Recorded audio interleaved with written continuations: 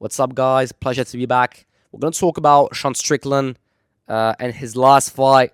Beautiful fight, winning by TKO in the third round against the Mexican. They were a lot of beautiful fights, but we're going to talk about Sean Strickland specifically because he is the main man, main event. You know how it is. Talk about the main guy, logic. So let's talk first of all about the Mexican, the guy that Strickland just beat. That guy, he is a beautiful fighter, and I know because I analyze a lot of fights that I know that that kind of profile he's going to go very far in the division, and I wish him all the best for the rest. He's very talented, very skillful, and he has to work on micro details. But I'm sure that his team, his environment will allow him to go further. So shout out to the Mexican, big boy, big dude. He's very talented, and I wish him all the best. Now focus on Strickland. Like, have you saw his speech? Like that guy, he's an enigma. Like, I don't understand. He's able to be so stupid with Nina Drama, with Armin, in front of cameras.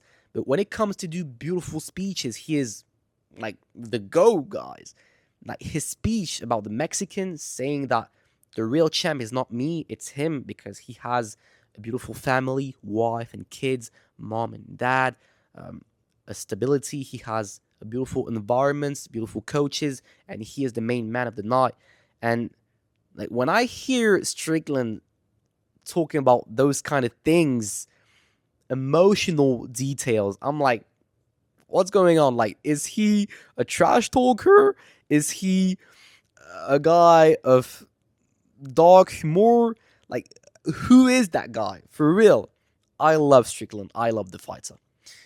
I wanted to talk about something with Strickland, which is something that a lot of person hasn't mentioned, is his intelligence about dealing with his emotions. Back in the day, when he fought against Pereira, he has been knocked out, okay, in the second or third round, don't remember. But he has been knocked out by Pereira. And every human being, like me, you guys, every fighter, when you get knocked out, I've never been knocked out, but I imagine that if you get knocked out, you have that humiliation sensation. And in your mind, you're like, I've just been humiliated by a guy in a cage in front of my whole family, my whole team. I'm not going to hang around with him. I'm not going to talk to him. He's going to do his thing, and I'm going to do my thing. And what is very interesting with Strickland is that he put his ego on the side and decided to train with Pereira, which is a beautiful choice. Such a clever choice because Pereira is the GOAT. Like, at a moment, he was pound for pound number one in 2025 or 24, don't remember. But he was the pound for pound. And today, Pereira is a double champ. So, if you want to be the best, you must be surrounded by the bests. And Strickland, he understands that element. I cannot be the best sparring and training with random guys. I have to be surrounded by the best dudes. And the best is the guy that knocks me out, Pereira. So I'm going to put my ego on the side and train with him.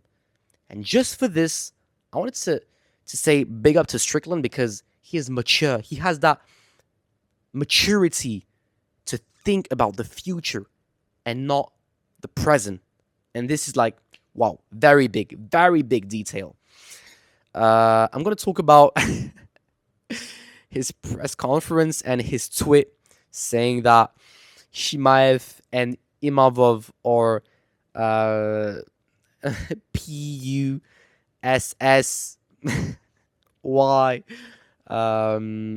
Chechen guys, and they are just running from him.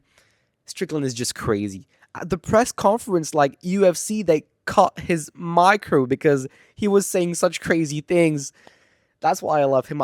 Does UFC cut his microphone because like he is like too much in the trash talk, abusive trash talk, or did they cut his microphone because they want to protect him?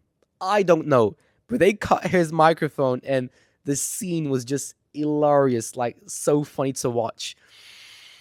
Let's talk about a future matchup against Strickland and Imavov or Strickland and Chimaev. First of all, Chimaev just pulls out a physique. Like, did you saw recently Chimaev? He is big.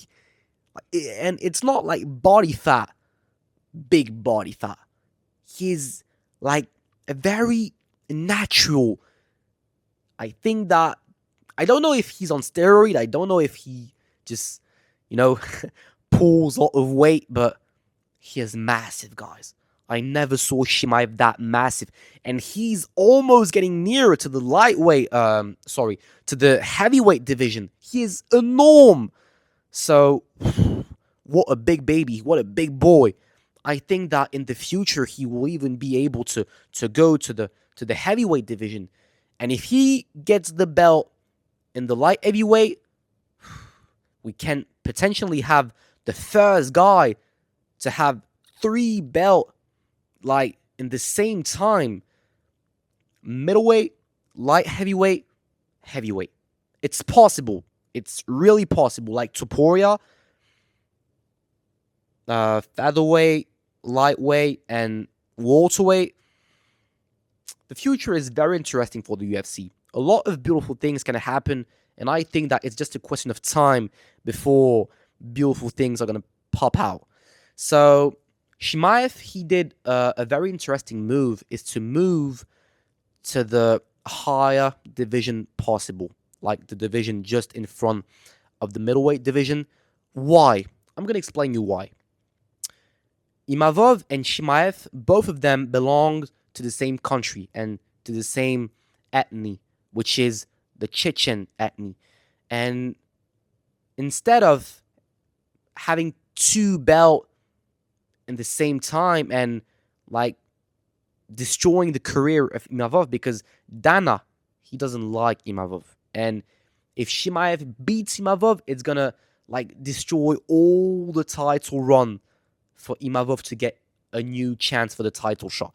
So instead of having the belt just for him, just for his personal legacy, he had a beautiful idea, which is very mature and very interesting.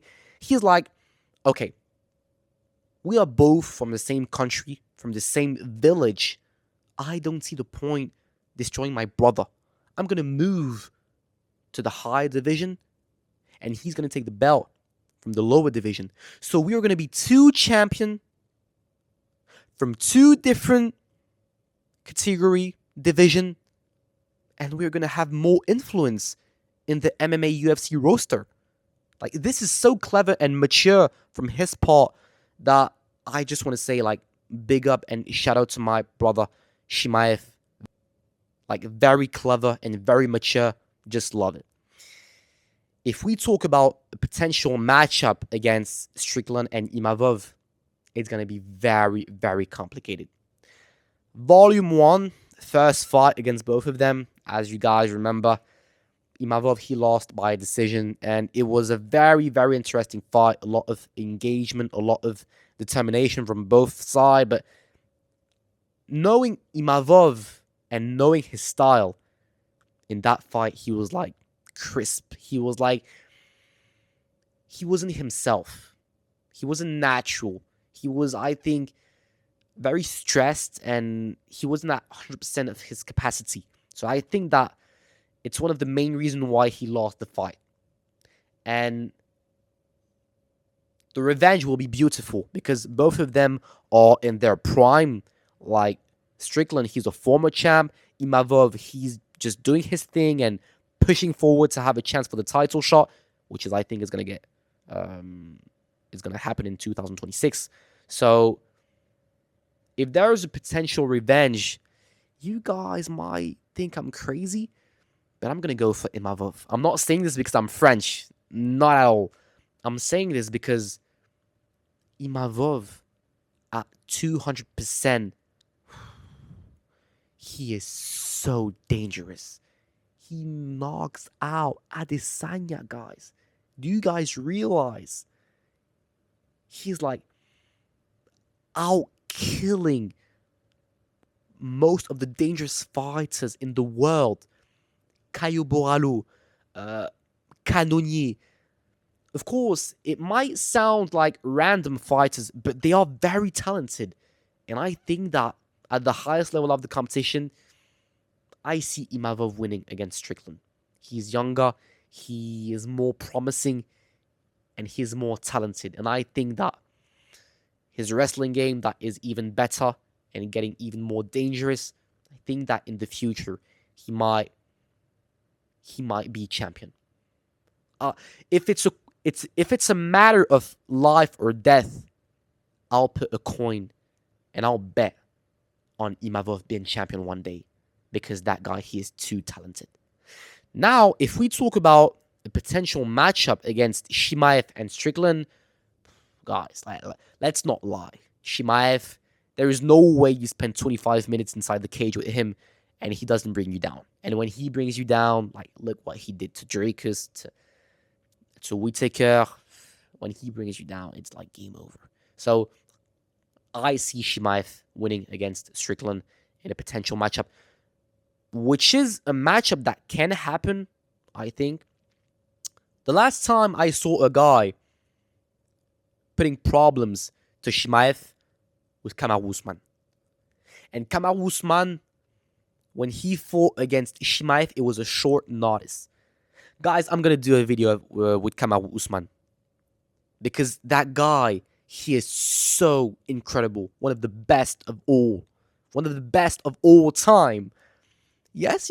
I'm not even afraid to say it. One of the greatest of all time. One of the GOATs. And just because Leon knocks him out, like all his legacy, all the beautiful legacy that he created just disappear. But I never forget.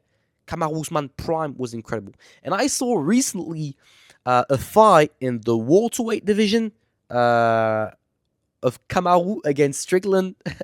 I was like surprised because I completely forgot that back in the days Strickland was like in the welterweight division and Kamaru Usman won by TKO.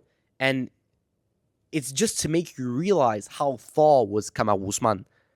Like, he dominates Strickland. He dominates Chimaev. And against Islam. We're going to talk about that in another video. Never mind. Thank you guys for watching. Don't forget to like, comment, subscribe. You guys know the melody. You know how it is. You know what you have to do. Thanks for the support. I try to read and to respond to everybody. And I just love what I do. I'm going to do a lot of video. I'm going to do a lot of analyze. And I hope you guys just love what you watch. Thank you for everything. Take care, guys. Tamo junto.